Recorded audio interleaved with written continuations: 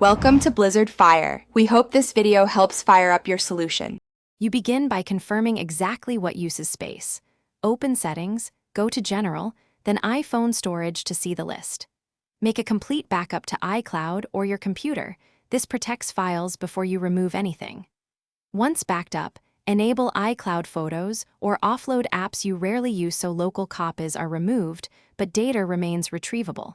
You will act on the largest items first. This prevents wasted steps and ensures the biggest wins happen immediately. Now you tackle the middle of the process, large media and caches.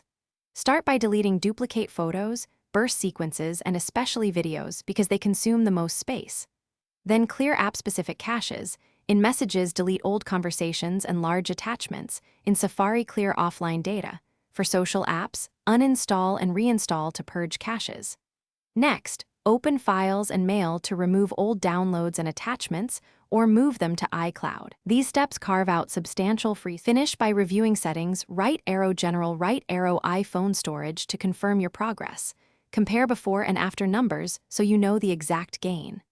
Restart the device to reclaim leftover temporary files, then reinstall any apps you offloaded. If storage remains unexpectedly high, clear system caches by resetting all settings. This does not erase data, but can resolve reporting errors or contact Apple support. If an app misbehaves, delete and reinstall it. That usually fixes persistent.